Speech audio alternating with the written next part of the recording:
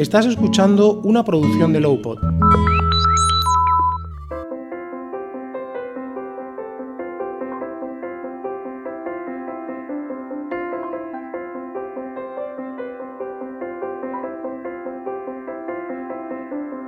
Bienvenidos a un nuevo episodio de Maneja tu dolor, el podcast de Pain Relief en el que hablamos de dolor crónico y en el que queremos ayudar a todas las personas que lo padecen, ofreciéndoles información sobre esta patología y los tratamientos que existen para tratarla. Hoy vamos a conocer el testimonio de una de las pacientes que se trata en la clínica y que seguro que a todos los oyentes os puede resultar de mucha ayuda. Os recordamos antes de nada, queridos oyentes, que podéis trasladarnos vuestras dudas sobre dolor crónico y todos los temas que deseáis al respecto para que las resolvamos en este podcast, escribiéndonos a contacto@loupod.es o dejarnos un mensaje en cualquiera de las redes sociales de Pain Relief, que nos encontraréis en Twitter, en Instagram o en Facebook bajo el nombre de Pain Relief SL. Mi nombre es Jorge Molina y hoy nos acompaña Aurora, una paciente de Pain Relief, diagnosticada de fibromialgia, y que hoy nos va a contar su testimonio. Nos acompaña también una persona que ya conocéis, que es la doctora Sonia Sosa, que es psicóloga especialista en dolor. Muy buenas a las dos, ¿cómo estáis? Buenas tardes. Hola, buenas tardes. Gracias por acompañarnos. Sonia, como sabéis, es licenciada en Psicología por la Universidad Autónoma de Madrid. Trabaja desde 2018, desde mayo, si no me equivoco, o sea que llevas a hacer 5 años. Ya he Madre hecho. mía, qué rápido pasa el tiempo, ¿no? En la unidad del dolor del doctor Abejón. Y bueno, pues como ya sabéis, pues tiene experiencia en el tratamiento psicoterapéutico con pacientes que padecen dolor crónico, y su principal objetivo es dotar al paciente de las herramientas cognitivas y conductuales necesarias para la gestión del dolor, mejorando así su calidad de vida. Pero la protagonista del episodio de hoy es Aurora, que Aurora, pues bueno, tiene una historia bastante compleja, podemos decirlo así, ¿no? O de largo recorrido, os lo hablábamos antes fuera de micrófono, y que, bueno, agradecemos de nuevo que nos acompañe aquí esta tarde. Y si te parece, Aurora, pues podemos empezar hablando de tu caso, ¿no? Para que la gente, ponerla un poco en contexto. Explícanos, ¿no? Sabemos que es un poco complejo, ¿no? Precisamente, como decíamos, ¿no? Pero ¿cuándo empezaste a padecer dolor? ¿Cómo afectó a tu vida? Bueno, cuéntanos todo el proceso, que sé que hay mucho que contar. Gracias. Lo primero, dar las gracias por ofrecerme este momento de poder expresar pues todo lo que se lleva adentro durante muchos años y durante un largo recorrido. Mi encuentro con el dolor se produce por primera vez a los 17 años, en los que pues empiezan unos dolores al principio inespecíficos que intentan buscar tratamiento de manera hospitalaria. Esos dolores nunca se encuentra un nombre para ellos que esté ajustado. Lo llaman poliartritis reumatoide seronegativa filial y se trata con medicación con antiinflamatorios. Es mucha medicación y mucho empezar el camino. Ese camino poco a poco se va andando con muchas infiltraciones, con días más caídos, con días mejores, con unos días de alegría. Y yo seguí así hasta que tuve a mis 2 hijos, y ahí vino un momento bueno. Tengo que decir que pasé un par de años con mejor calidad de vida, sobre todo eso, mejor calidad de vida, que yo creo que en principio es lo que se busca cuando sientes dolor y que no eres capaz de hacer lo que te gustaría o lo que siempre has estado haciendo. Esos años buenos te das cuenta de cosas que habías perdido y las disfrutas plenamente, pero llega de pronto otro sopetón, otra caída, otra recaída, y ahí empieza otra vez todo el dolor. El dolor en las manos, el dolor en los pies, de forma inespecífica, mandíbulas, sacro. Otra vez pruebas y más pruebas, y te sientes como una pelota en un tejado que va y viene, que no sabes muy bien a quién perteneces porque te van llevando de unos servicios a otros y no sabes muy bien en cuál recalar. Yo estaba en el servicio de reumatología Y ya después de muchas pastillas, después de muchas infiltraciones, después de mucho dolor, después de mucho intentar seguir adelante una y otra vez, pues lo dejé un poco de lado porque estaba cansada de acudir a consultas y que saliera siempre con 2, 3 infiltraciones en el cuerpo y seguir doliendo y seguir en tu trabajo, seguir en tu vida, seguir con el día a día y seguir con lo que se te hace cuesta arriba. Llegué así hasta un momento en el que ya no solo eran los dolores en las manos, ya no eran las rodillas, ya no eran los tobillos, ya no era solo eso, sino que empezó muy fuerte en la espalda. Seguía acudiendo al reumatólogo, empecé a acudir al neurocirujano. Me recomendaron que empezara por unas intervenciones menos agresivas y yo siempre he seguido todas las recomendaciones que me han hecho, pues lo primero desde el médico de familia, las rehabilitaciones que me han mandado, las pruebas que me han mandado. Todo lo que me han ido diciendo lo he ido cumpliendo porque he pensado siempre que es la manera en la que salir de este pozo, que es muy, muy profundo. Ahí me encontré con un diagnóstico de fibromialgia la primera vez, que fue casi paritario al dolor a la par, del dolor en la espalda. Y es que ni lo leí, no lo leí en el informe. Pasé y como quien pasa de largo en algo que no quiere ver, que no quiere admitir, que no quiere pensar que está ahí porque va a ser algo más para su vida, una carga más, una piedra más en la mochila. Y me hice la ciega o bueno, pues no querer asumir una cosa más. Siguieron las intervenciones en la espalda, vino la primera, vino la segunda, vino la tercera y vino la cuarta.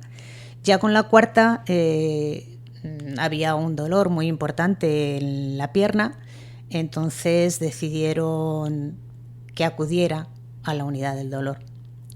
En la unidad del dolor es donde han empezado a tratarme pues lo más importante, que no son los medicamentos, que no es todo lo que ingieres, todo lo que te ponen en vena, es el tratamiento que me ha proporcionado Sonia, que más que un tratamiento es un alma, un empezar a darte un algo nuevo con lo que rellenarte y tener motivos y razones para poder seguir adelante. A la par que Sonia me ayudaba a seguir adelante y me daba la mano con todo lo que podíamos hacer en consulta y después con los deberes que me ponía fuera, que siempre había deberes y siempre los hay, los sigue habiendo. Pues vino el primer neuroestimulador y bueno, me aporta una mediana calidad de vida porque algo que es muy importante, puedo andar, que no lo podía hacer antes. Bueno, después de ese neuroestimulador, de casualidad vinieron unos coils ováricos, después de los coils ováricos también de casualidad, porque de casualidades también te las encuentras por ahí, por el camino, un estén ilíaco que estaba aplastando la vértebra, la vena ilíaca, y no había riego, pero eso me lo encontré de gratis, y un poco después ya vino otra vez otra intervención de cervicales. Y todo esto es dolor, dolor, dolor, más dolor, más dolor, más dolor. El tratamiento de cervicales suponía para mí una esperanza de, pues eso, eliminar parte de ese dolor que yo venía sintiendo. No fue así, no salió bien, hubo una mielopatía. Y a todo esto yo tenía ahí ese diagnóstico de fibromialgia que no era consciente. desde la unidad del dolor me recomendaron pues ir al reumatólogo por si acaso había algo de base ahí que pudiera haber, que estuviera interfiriendo, porque todos estos dolores neuropáticos pues quizá podían tener una base. Acudí al reumatólogo y bueno, pues mi sorpresa fue muy grande cuando me volvió la pantalla en la consulta y me dijo: señora, usted está diagnosticada de fibromialgia desde hace 5 años, pero no lo he querido ver, no lo quise ver, no lo quise asumir. Fui ciega para esa fibromialgia y ahora pues es una manera de asunción de tener esa fibromialgia, esos dolores cervicales, esos dolores lumbares, esos dolores del tobillo, y todo esto hay que meterlo dentro, integrarlo, y para eso yo he necesitado ayuda, no lo he podido hacer sola, he sido incapaz porque necesitaba manos que me ayudasen en el camino, porque te quedas quieto, parado, no quieres andar, no quieres nada, no quieres salir, no quieres ver, no quieres a nada. Supone un parón, desde luego, en lo laboral, y para mí lo laboral es muy importante porque me gusta mucho mi trabajo. Y Sonia me ayudó también en esa parte, en intentar que mi trabajo no fuera otro añadido más a mi dolor, porque la mochila va cargada y bueno, pues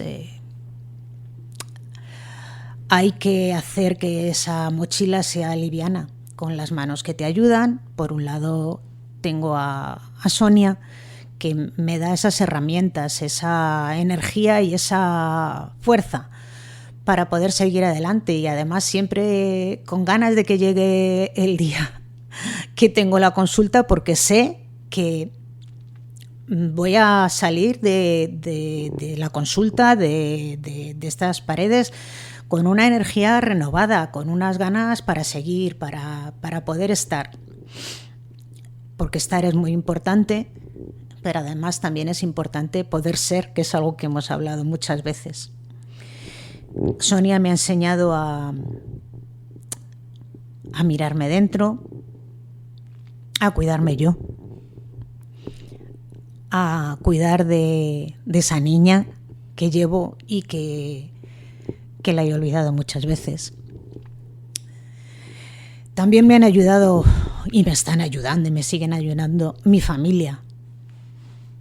Muchísimo, con muchísimo apoyo en todos los sentidos, incluso hasta apoyo material, digamos, y me proporcionan mi catering, porque ese dolor que se quedó después de la intervención en cervicales pues impide que pueda tocar cosas, que pueda tocar el agua fría, que pueda tocar metales. Voy con guantes. Por eso, no es porque sea de la moda, pero ya ha llegado un momento que yo ni siquiera los veo. La gente que me ve, me los ve, pero yo ya es algo parte de mí, es algo que he integrado.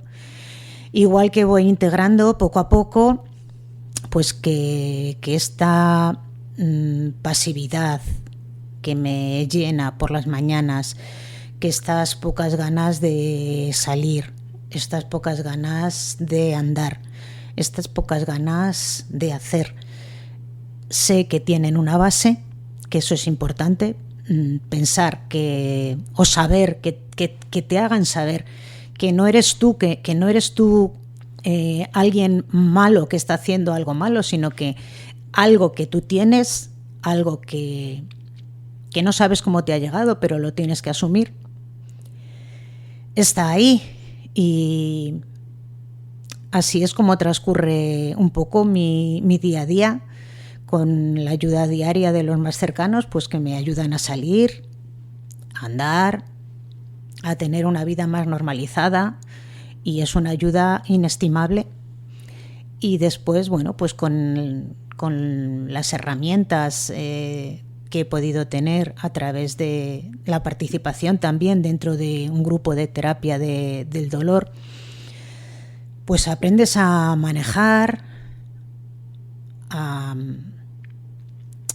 a ser un poco resiliente, que ahora está muy de moda esa palabra. Antes siempre decíamos el levantarte después de tropezar. Se tropieza muchas veces, muchas, pero las manos que tienes alrededor te ayudan, y es importante o para mí es muy importante, esas manos que tengo, esas manos que me tienden. Es muy importante las manos que tengo también dentro de mi entorno laboral. Es algo que para mí es inestimable, y que me han dado un objetivo por el que luchar, porque sé que por mí y para mí han estado trabajando muy duro para intentar conseguir un objetivo o tener un objetivo a largo plazo que ni siquiera teníamos pensado, pero bueno, que al final lo han hecho. Sé que lo han hecho por mí, y eso te llena, te reconforta, te ayuda y te levanta, te da más ganas de afrontar el día a día y plantearte que no estás solo, que siempre tienes algo por lo que volver a levantarte, aunque sabes, o yo sé positivamente, que ese dolor lo voy a seguir teniendo. Las oportunidades se me van acabando porque voy agotando como todas las vías de escape que hemos ido buscando. Se me van acabando. Ahora, ayer descubrí una nueva, desde neurología. Van a hacer otro tratamiento específico para fibromialgia, y espero que me pueda servir de algo, pero si no me sirve, seguiré buscando, seguiré intentando tener, pues eso, un segundo neuroestimulador, que sé que también está ahí en cartera, pero que de momento es imposible poder ponerlo debido a la inflamación de la médula, y todo esto hace un pack muy grande, pero que he sido capaz de comprobar que hay más gente en la terapia que he podido hacer grupal que está como yo, y que también tiene armas y que las intenta utilizar.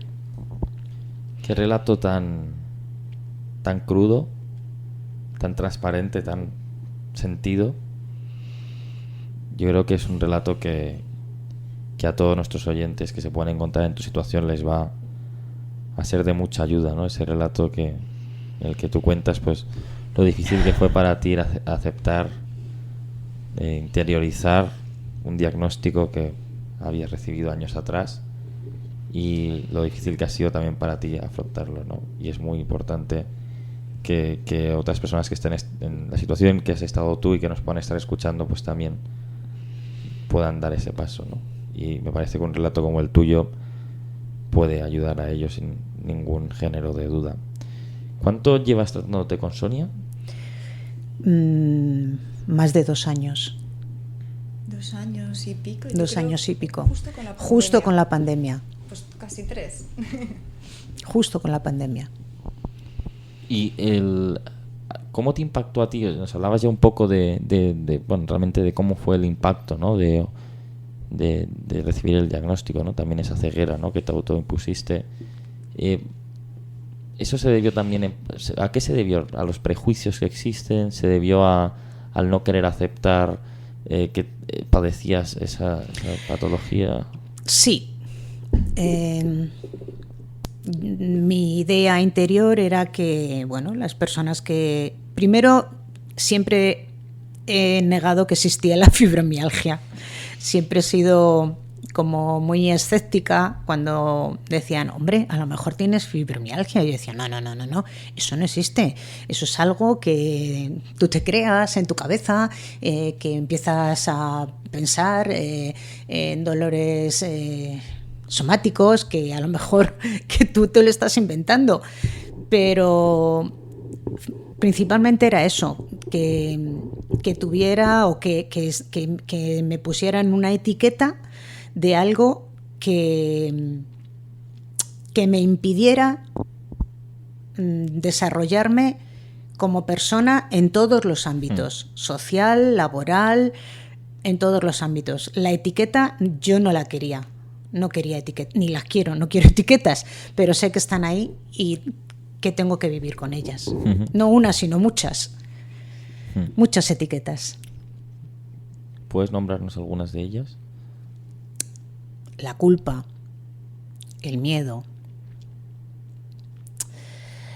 el ser un poco inservible, el no valer para lo mismo que valías antes, el no tener fuerzas, el que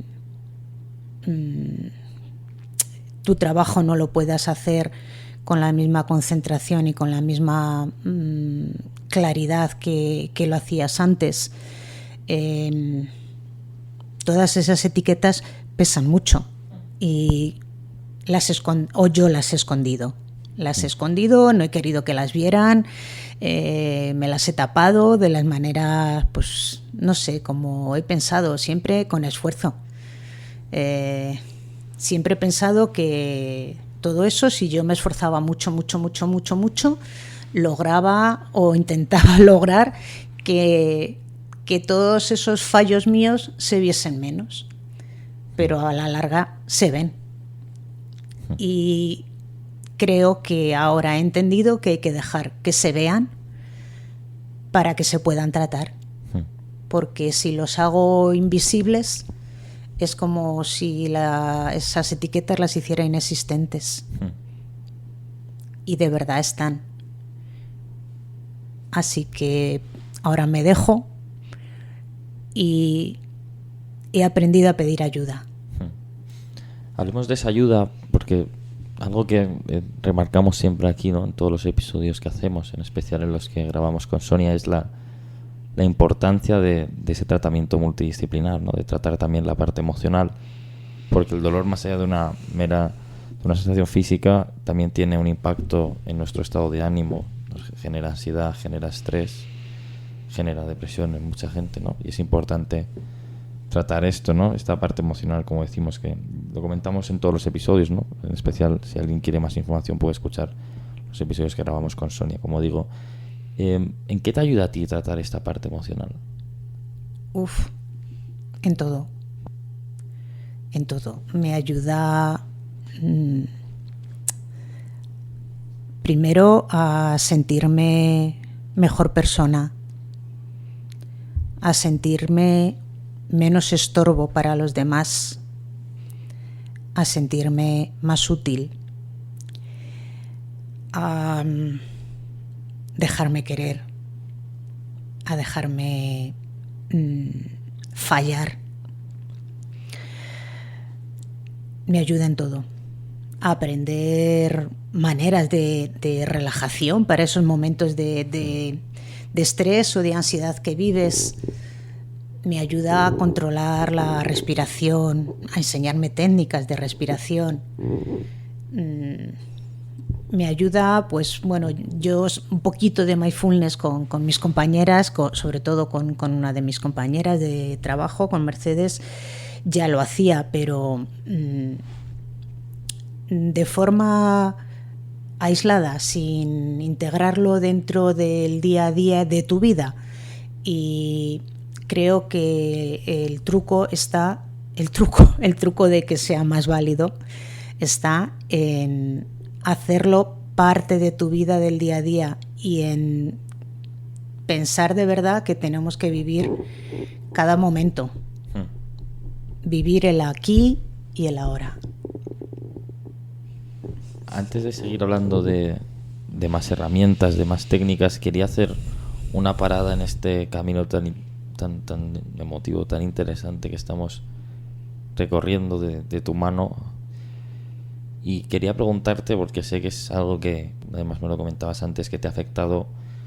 ¿Cómo te afectó a ti o cómo influyó en ti lo que creías que los demás iban a pensar de ti? Porque esto, yo creo que por lo que me has contado también, moldeó un poco tu forma de ser y afrontar la enfermedad, ¿no? Sí. Yo siempre he pensado que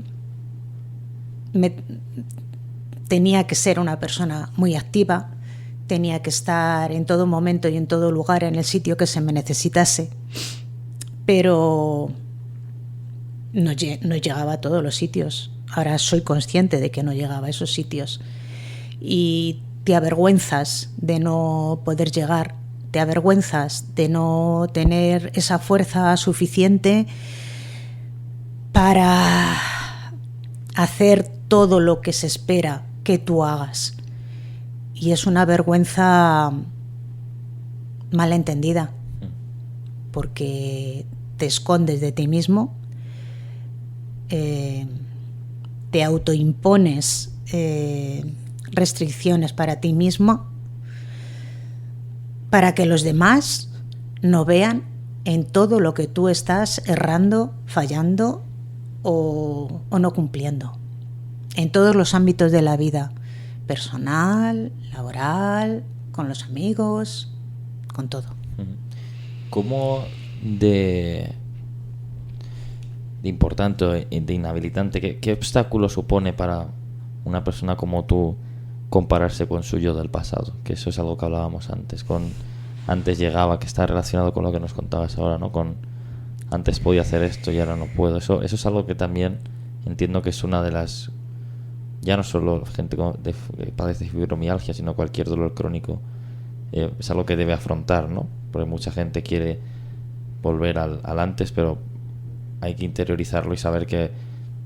reconocer, ¿no? Por lo que nos contabas, que quizás no puedes llegar ahí, ¿no? Y no frustrarse por ello, ni culpabilizarse, ni esperar que los demás te señalen, sino interiorizarlo y reconocerlo, ¿no? Tienes que aprender a reconocerlo, porque nunca vas a volver a ser lo que eras. O sea, en la vida nunca volvemos a ser lo que éramos antes. Eso ya por ley de vida. O sea, con una edad no vas a poder hacer lo que hacías antes.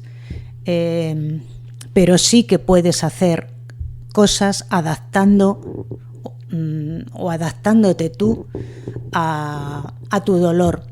Si no puedes, yo llevo muchísimo tiempo, por ejemplo, he estado muchísimo tiempo sin poder ir al cine porque no podía estar sentada sin levantarme, sin poder salir del asiento, sin poder dar paseos largos, mucho tiempo sin poder hacer muchas cosas. Y a lo mejor no solo cosas para mí, sino para toda la gente de mi alrededor. Y eso no va a volver, no voy a volver a poder hacer muchísimas cosas. Y lo tengo que aceptar. Esa aceptación es muy difícil, es muy complicada y muy... dolorosa, tiene muchas espinas. Como te la tienes que ir tragando, es como que tiene que ir pasando por la garganta, pero al final lo digieres. Lo digieres porque la fuerza que, sobre todo, que te dan los demás, o que en este caso yo recibo, me van ayudando a colocarme en mi sitio y hacer cosas con mis limitaciones, pero hacerlas. Sí, Sonia, que tú este es uno de los temas que también tratas mucho con tus pacientes, ¿no? El no tratar de compararse con su yo de antes, ¿no? No intentar emular lo que podían ser o frustrarse por no llegar a ser lo que... o por no ser lo que antes son, ¿no? Y que quizás es esa imagen también idealizada del pasado, en cierto modo, ¿no? También. Totalmente, es algo que también comentaba Aurora, ¿no? Que trabajamos mucho la valía de lo que soy, no de lo que consigo. Es decir, no solamente valemos porque consigo hacer el trabajo que antes sacaba, porque hago ciertas cosas, sino porque simplemente el ser, cómo siento, cuáles son mis valores, qué es lo que aporto a los demás. Todo eso ya es valía, no solamente si conseguimos eso, rendir. Estamos como en una sociedad donde solo te valoramos si conseguimos conseguir ciertas cosas. En el momento en el que el dolor me impide conseguir esas cosas, entonces parece que pierdo mi valía. Sin embargo, a los niños pequeños no consiguen hacer nada porque son pequeños y sin embargo les queremos un montón. ¿Por qué no nos vamos a querer a nosotros por lo que somos solamente? Qué importante es comentar todos estos temas. Me está pareciendo un programa sinceramente espectacular. Digo, o sea, me está pareciendo un testimonio totalmente transparente, clarificador. O sea, me parece súper interesante lo que estamos hablando y sigamos recorriendo el camino, si te parece, y hablemos de las herramientas, ¿no? Por ejemplo, tanto para afrontar crisis como en tu día a día, ¿no? También podemos hablar un poco de eso, ¿no? Precisamente de las crisis, ¿no? Cómo son, cómo se deben afrontar. Pero antes hablabas también de respiración, hablabas de mindfulness. ¿Qué otras herramientas utilizas para... Bueno, lo primero que se te ocurre o lo primero que se me ocurre a mí cada vez que tengo dolor, lo primero es ir a la medicación que te dan ahí como de rescate, que la tienes ahí y tienes que ir a por ella.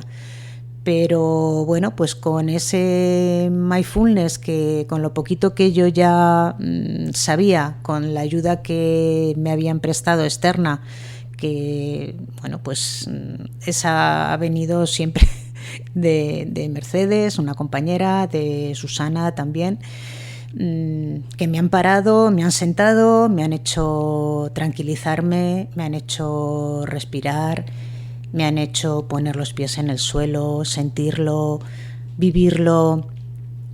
Y luego aquí Sonia me ha enseñado a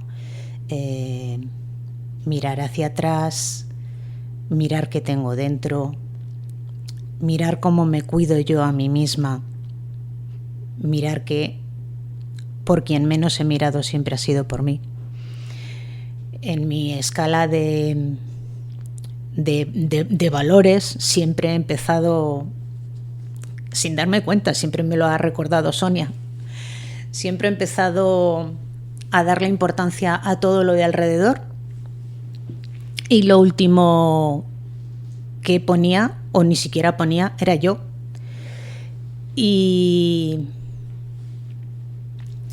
creo que eso es algo muy importante, que con diferentes juegos, que con diferentes, con las cartas, con las muñequitas, hasta con esos sonidos que te hacen pensar y decir, clac, te hace el clac aquí y dices, es verdad, es así, ¿por qué no he caído yo? Pero si es una cosa tan básica, el que si yo no me cuido, que soy lo principal, ¿quién va a cuidarme más que yo? O sea, tengo que aprender a quererme.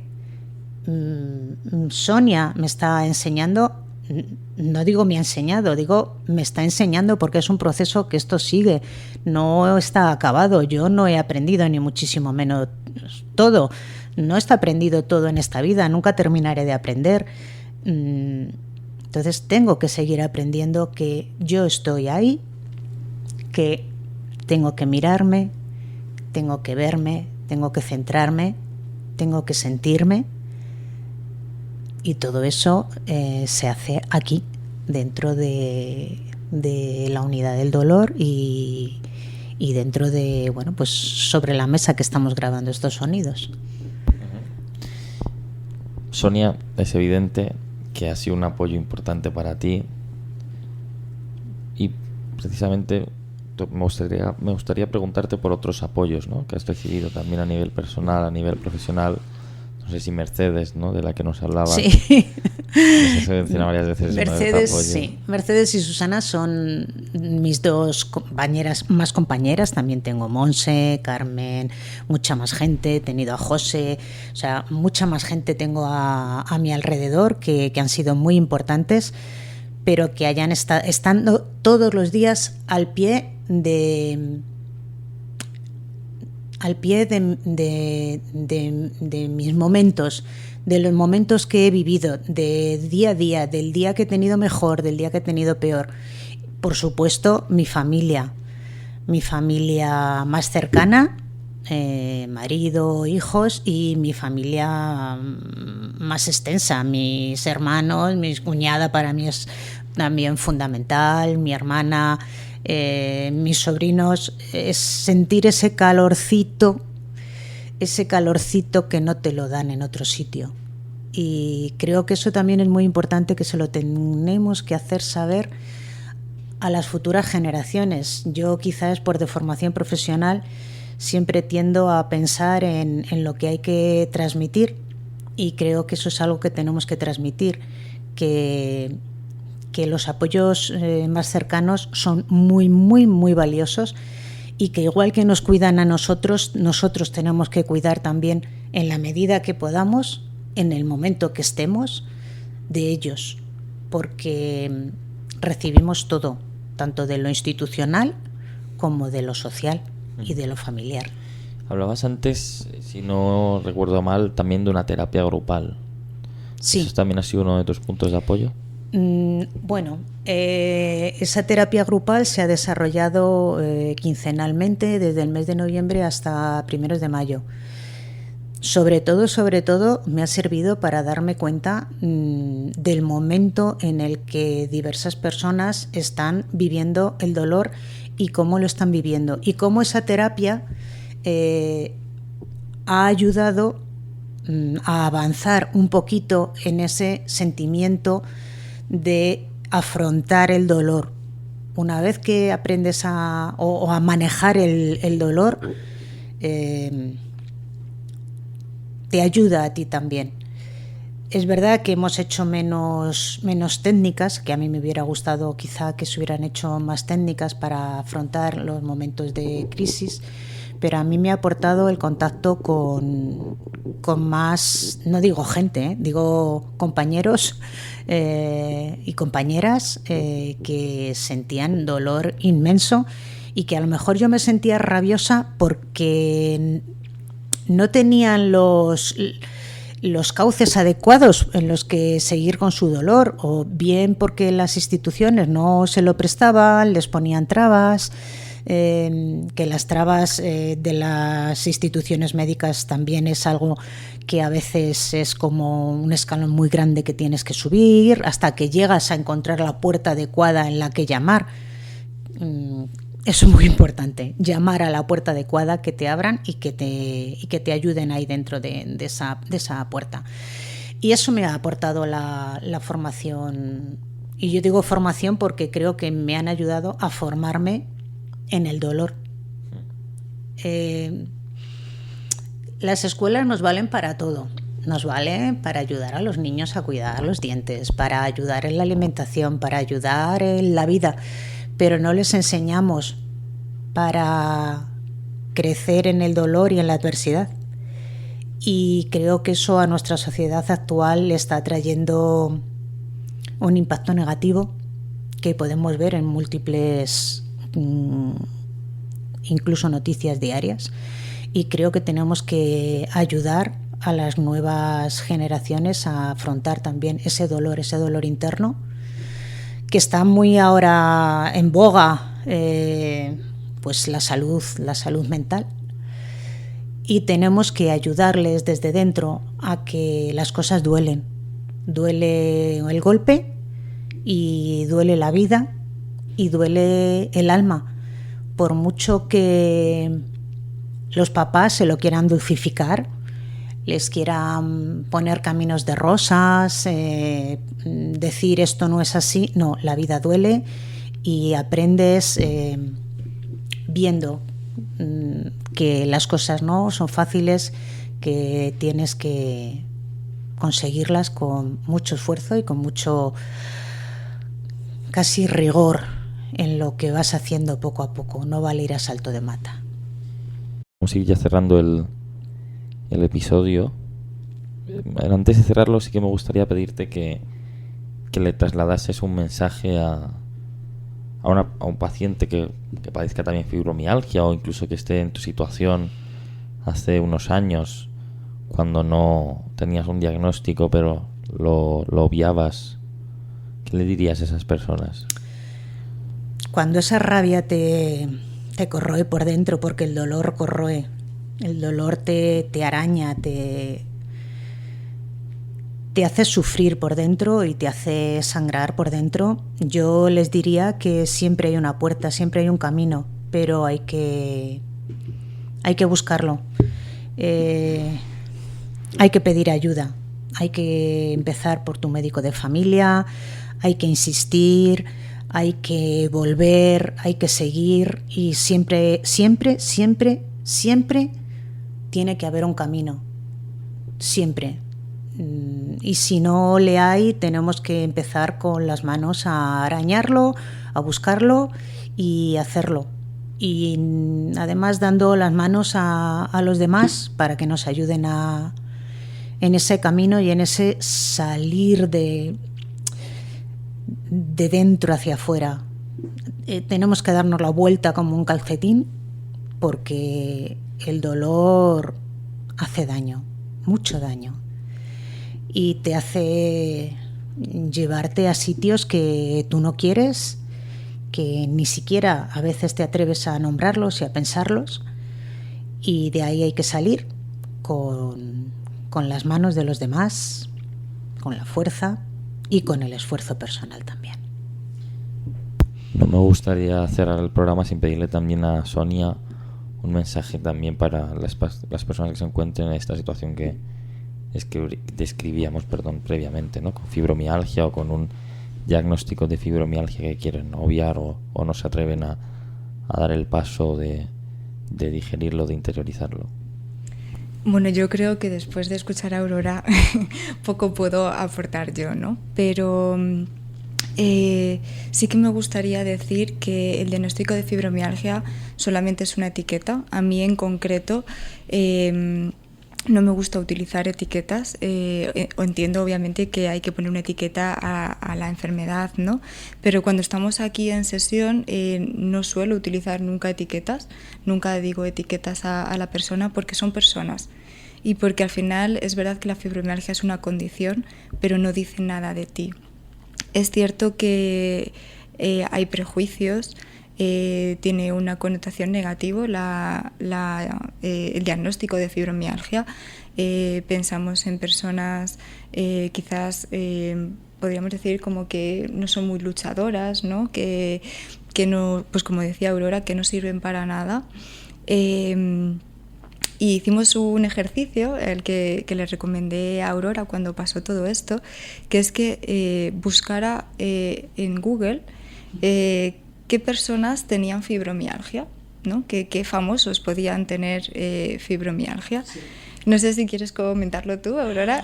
Bueno, pues es verdad que hay mucha gente que tú la ves súper activa, que se come, y digo gente que normalmente se ve en los medios de comunicación, que vamos, que como que no les pasa absolutamente nada, y te das cuenta que están como tú, que también han tenido malas rachas como tú, y que están ahí y que las estamos viendo. Comentamos sobre todo el caso de Lady Gaga. Fue el primero que comentamos porque, bueno, parece que se coma lo que tiene por delante y arrasa con su personalidad, pero tiene su corazoncito con todo lo que conlleva y con todo el trabajo que tiene que hacer, que es un sobreesfuerzo, a diferencia de otras personas, otros hombres y otras mujeres que no tienen esa condición. Lady Gaga tiene también fibromialgia y vemos que es una persona, pues como dice Aurora, que arrasa, que llena escenarios, que baila, que hace absolutamente todo, y para nada es esa idea que se tiene de persona con fibromialgia, que es lo primero que piensan las personas cuando les dan ese diagnóstico, ¿no? Yo no quiero ser esa condición que se supone que tienen que tener las personas que tienen fibromialgia, y por eso hay una negación. Aparte de que obviamente no nos gusta lo que conlleva la enfermedad, pero la etiqueta es lo que está haciendo mucho daño. Pues espero que píldoras como esta, programas como este, pueden ayudar también a las personas que se encuentran en la situación de Aurora o en situaciones similares a no tener miedo a dar el paso, a no tener miedo a interiorizar su situación, a no tener miedo al rechazo, a verse como débiles, a verse como personas que no pueden ser lo que eran antes, y que, como digo, les puedo ayudar a dar ese paso importante para aceptar su situación y crecer en, bueno, no frustrarse, no tanto no frustrarse, ¿no? Pero sobre todo poder vivir más en paz y manejando su dolor también, ¿no? Que es algo que, como digo, pues intentamos trasladar en este podcast, de ahí su nombre, Maneja tu dolor, que ya es además una frase que ha dicho hace un rato nuestra invitada de hoy, la importancia de manejar el dolor, de saber controlarlo, de saber cómo afrontarlo, mejor dicho, ¿no? Y aquí estamos con los profesionales de Pinrelief intentando siempre aportar nuestro granito de arena desde la parte tanto física como emocional, para ayudaros a todos vosotros, a todos los que nos escucháis, a afrontar esta situación que sabemos que es complicada, y por eso os queremos acompañar, daros la mano en este camino. Aurora, ha sido un placer tenerte aquí con nosotros, ha sido un testimonio crudo, ha sido un testimonio completo, como mínimo, ¿no? Podríamos decir, ha sido, la verdad, que muy transparente desde mi punto de vista, muy clarificador, se nota que sale de dentro, sale del alma, y eso yo creo que no tiene tiene muchísimo valor lo que has hecho tú aquí. Gracias por haber dado el paso, gracias por haber ayudado también a todos los oyentes que nos escuchan, también por habernos ayudado a Sonia y a mí, seguro, a valorar nuestro día a día.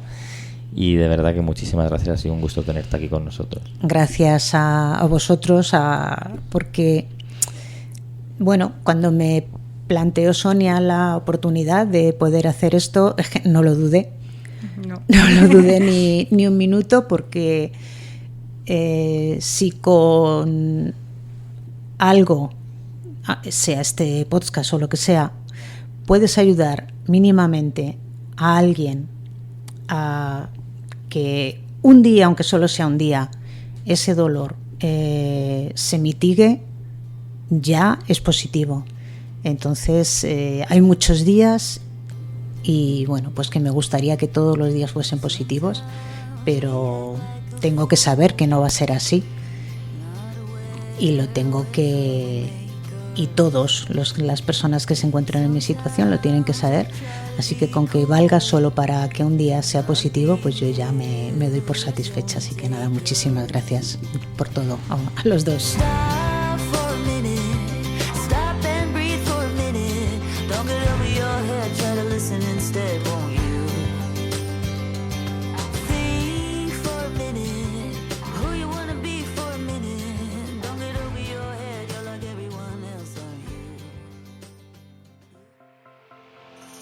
Cada vez son más las marcas que apuestan por el podcast como herramienta de comunicación. Pero, ¿qué ventajas tiene? Con un podcast le hablas al oído a tu cliente, estableciendo una conexión más directa, cercana y emocional. Un espacio de diálogo que crea comunidad. Aumenta también el recuerdo de tu marca y tu credibilidad. En Lowpod te queremos ayudar. Somos una productora que impulsa tu comunicación a través de la palabra. Para más información visita nuestra web lowpod.es o escríbenos a contacto@lowpod.es. Apuesta por el podcast, apuesta por Lowpod.